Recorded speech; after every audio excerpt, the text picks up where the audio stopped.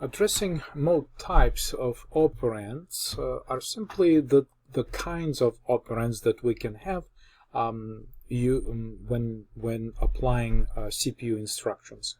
So we can have registers. For example, if we move, I'll just simply close the listing file for now, and let's go back to our main procedure and try some examples. So if I move into register EAX, register EBX, this is what's called register operands, right? So register operands are essentially registers. We use names of registers, and these are register operands. So the value of EBX gets stored in value of EAX. So in the high-level programming language, this move instruction would just look like this. So if EAX was a variable name and EBX was also variable name, this is how it would look in high-level programming language, such as C or others. Immediate operand is when we store a constant, right? So we can move EAX. One second.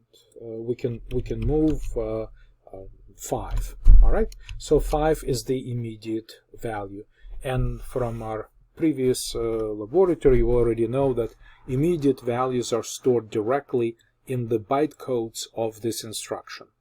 Okay, whenever instruction format permits to use immediate values, these immediate values will be stored directly in the code generated for this instruction.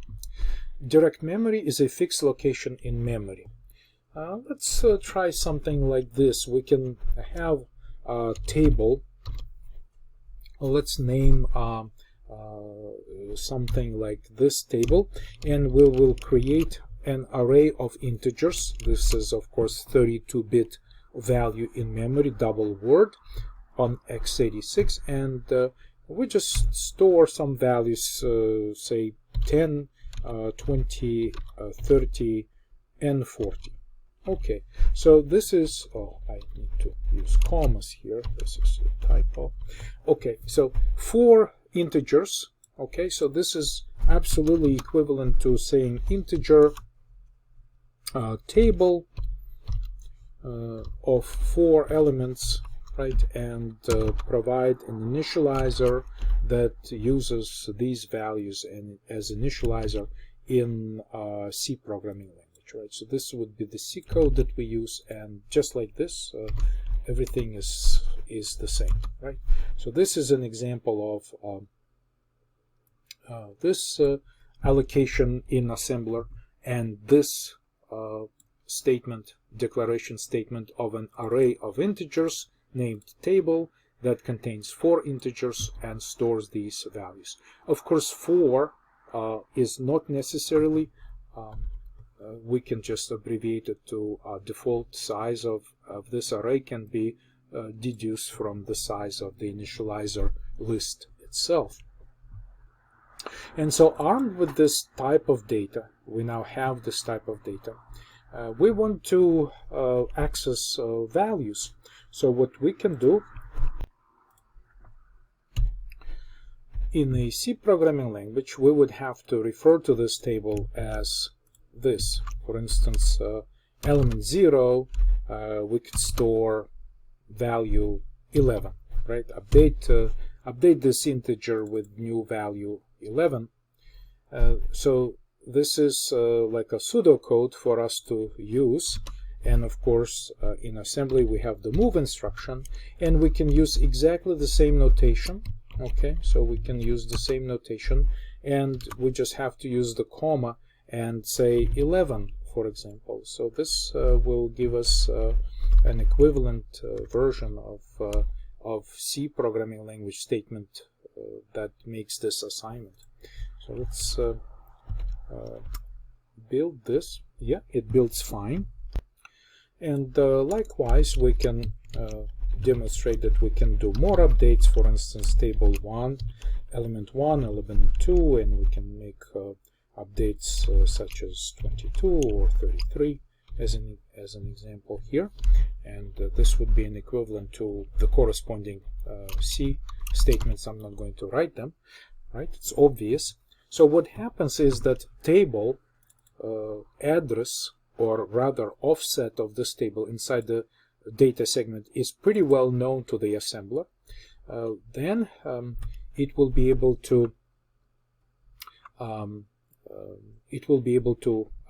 identify that table used in combination with square brackets like this. It'll just simply attempt to use table, which is known offset, plus 0. And so that's going to be the table, and that's going to be updating this number.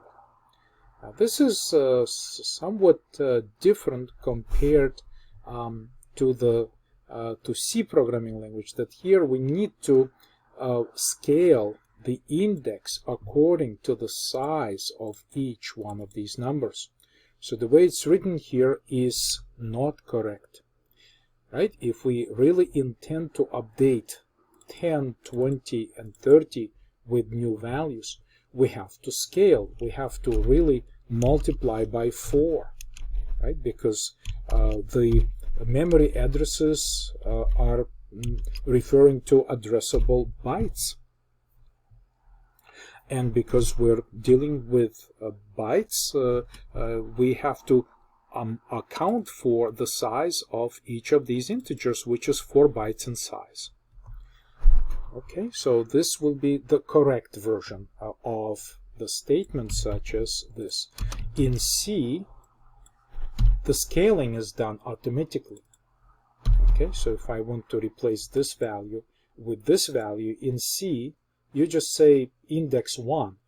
In assembler, you must also scale by 4 in order to address this element, because that's apparently the element that you want to change, because each single one of these values is 4 bytes in size in memory. So it's a simple arithmetic, but it needs to happen like this.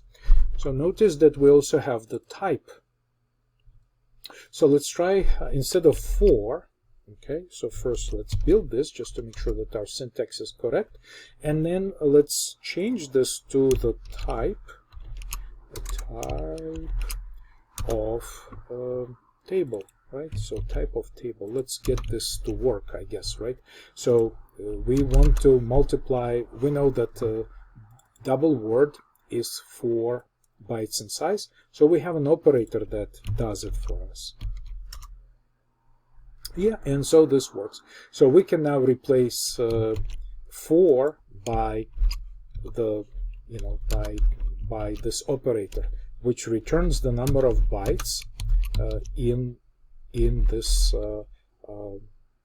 array of double words. Okay, so we can do it like this, but it really just makes it 4. So everything that we tried over here uses constant values known at compile time. We know exactly where table located in the data segment. We know exactly how big is every element in this table. Assembler can do the static constant expression resolution at compile time, when assemble time, I should say, when it assembles the program. So therefore, everything here is just basically this address combined with, like, basically added with this value. Now, therefore, we compute the address at assembly time, and therefore this is direct memory using a fixed location in memory. Fixed location in memory means the location which is known, like basically location of every integer in what we have so far, is pretty well known at assembly time. So these things doesn't go anywhere, doesn't get relocated at runtime. We know exactly where it is. And so therefore we can basically copy and paste what we have over here and write it like this, right? We can move the table inside and rewrite it like this if you'd like. Okay, so basically just take it out and write it like this. So the sorry, just yeah. Oh, okay, one more. Right, like this. So let's try this. It's the same thing. It's the address expression that should be resolved at build time just fine, right? So these same, so the assembler allows us to write expressions similar to C, but in reality is just what happens here is just this. Okay, of course multiplication is a higher precedence operator, so therefore this is computed first, and we just simply compute the address of the value that we want to be able to update with the new value. So these are immediate values, right, and these are statically computed addresses of fixed locations in memory. Okay, so these are examples of direct memory access